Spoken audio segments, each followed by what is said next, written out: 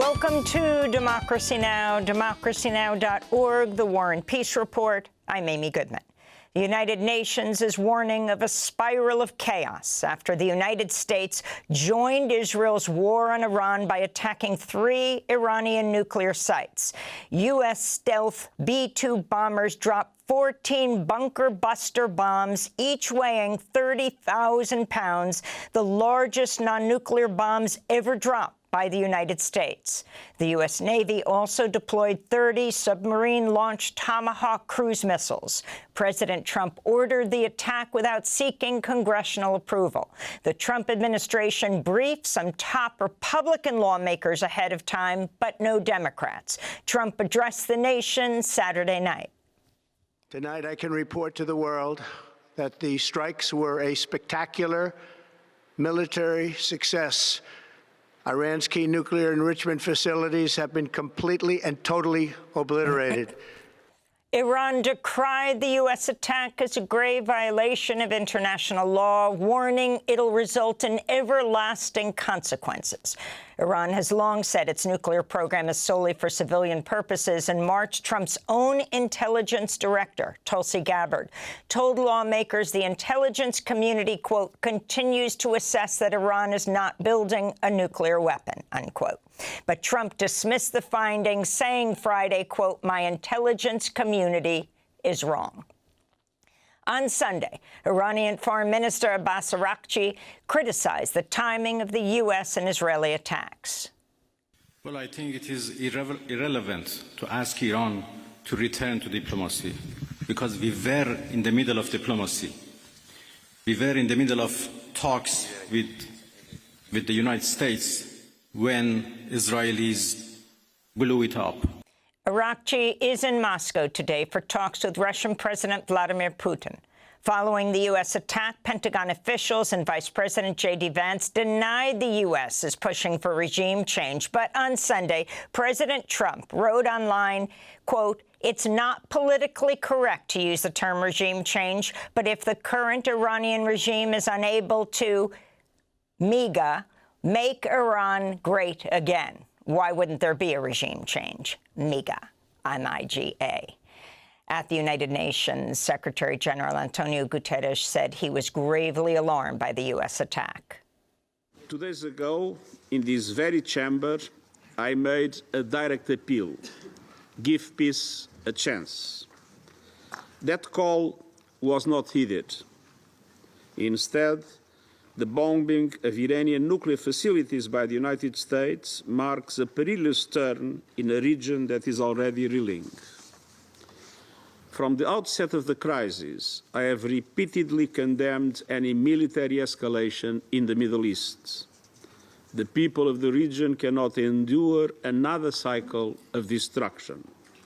Earlier today, Israel attacked 6 Iranian airports and parts of Tehran, including the gates of the Evin prison. Al Jazeera reports huge explosions have rocked Tehran. According to one count, Israeli attacks have killed at least 950 people and injured around 3,450 over the past 11 days.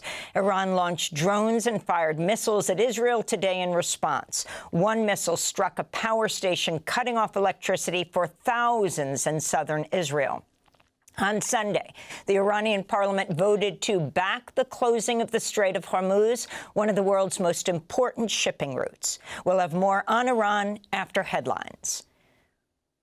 Protests took place in major U.S. cities to condemn Trump's strikes on Iran, including in New York, D.C., Boston, Chicago, and Los Angeles. This is activist Nasisa speaking from New York Sunday. Already, Israel has killed hundreds of Iranians and injured thousands more, and we see that the fighting is now escalating more and more. We're here to say that that's enough, and it's time for the bombing to end. Columbia University graduate, Palestinian student protest leader Mahmoud Khalil is free. He's been reunited with his wife and newborn son after being released on bail by a federal judge Friday following over 100 days in a Louisiana ICE jail. He was seized by federal agents in March, becoming the first pro-Palestinian campus protester to be jailed by the Trump administration. Mahmoud Khalil spoke briefly Saturday after flying from Louisiana to Newark Airport. Still, the fight is far from over. The genocide is still happening in Gaza. Israel is still waging a full war against Palestinians across Palestine. The U.S. government is funding this genocide, and Columbia University is investing in this genocide. This is what I was protesting. This is what I will continue to protest with every one of you. Not only if they threaten me with detention, even if they would kill me, I would still speak up for Palestine. On Sunday, Mahmoud Khalil addressed over 1,000 supporters and the press outside the Cathedral of St. John the Divine in Manhattan, then led a march to the gates of Columbia University. We'll have more from Mahmoud Khalil later in the broadcast. While the world is focused on Iran, Israel's continuing its massacres in Gaza. Israeli attacks killed over 200 Palestinians over the past 3 days, including many who were killed while waiting to receive food and humanitarian aid. Meanwhile, Amnesty International reports satellite images show Israeli forces have completely razed what was left of the southern Gaza town of Quzah. Amnesty said the destruction, quote, provides fresh evidence of Israel's genocide against Palestinians in the occupied Gaza Strip, unquote. In the United Kingdom, the group Palestine Action's leading a major protest in London today amidst reports the Labour government of Keir Starmer will announce a ban on the Direct Action Group under Britain's Terrorism Act. This comes after 2 Palestine Action activists breached the country's largest Air Force base Friday and damaged 2 fighter planes in protest of Britain's support for Israel's war on Gaza. The activists also sprayed red paint into the jet's engines and on the runway to, quote, symbolize Palestinian bloodshed, unquote. In Syria, a suicide bomb attack at a Greek Orthodox church in Damascus killed at least 22 people Sunday. Over 60 others were wounded. Syria's Interior Ministry blamed the attack on ISIS. It was reportedly the first suicide bombing in Damascus since Bashar al-Assad's government was toppled in December. In California, there's mounting public outrage after footage went viral of at least 7 masked U.S. Border Patrol agents pepper spraying and brutally beating an immigrant father and landscaper while he worked outside of an IHOP restaurant in Santa Ana. Narciso Barranco is the father of 3 U.S. Marines. The agents are seen hovering over Barranco, who is pinned down against the pavement as they repeatedly punch him before forcibly putting him in the back seat of an unmarked SUV. The 48-year-old father was taken to a detention facility in Los Angeles after his arrest Saturday. One of his sons told the Los Angeles Times that his father's shoulder was dislocated, that he had not received medical attention. Barranco's son also said his father had not been given any water or food after more than 24 hours in detention. In related news, rallies have continued demanding the release of photojournalist Anthony Orendorff, who is being held at a Los Angeles jail without bail after being arrested while documenting an ICE raid in the neighborhood of Pacoima last week. In more immigration news, a federal judge in Tennessee has ordered the release of Maryland father Kilmar Abrego Garcia from jail, where he's been held since being brought back to the United States earlier this month after being wrongfully sent to and imprisoned in El Salvador. But Abrego Garcia will likely be then taken into ICE custody while he awaits his federal trial. The Trump administration is accusing him of helping transport undocumented immigrants, charges his legal team and family have denied. Kilmar Abrego Garcia pleaded not guilty to trafficking earlier this month.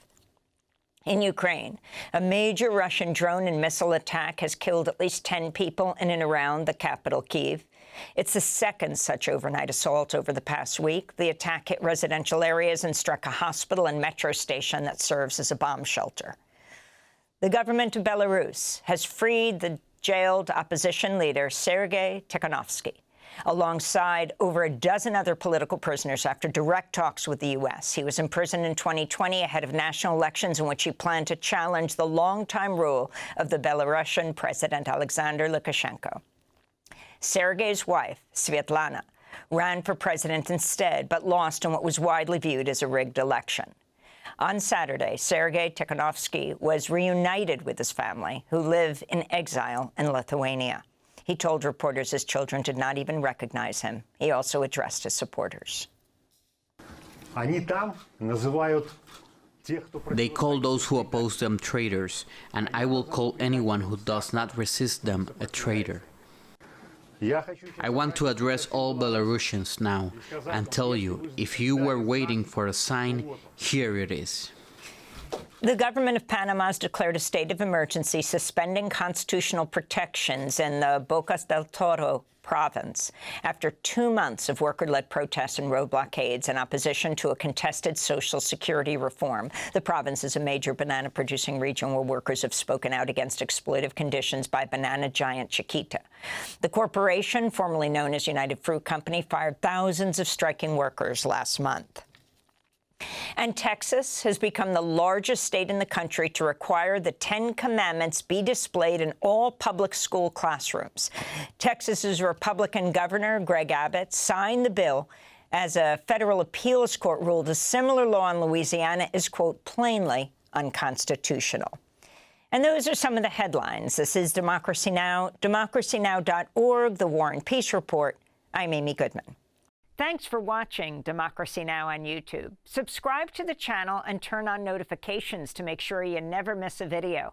And for more of our audience-supported journalism, go to democracynow.org, where you can download our news app, sign up for our newsletter, subscribe to the daily podcast, and so much more.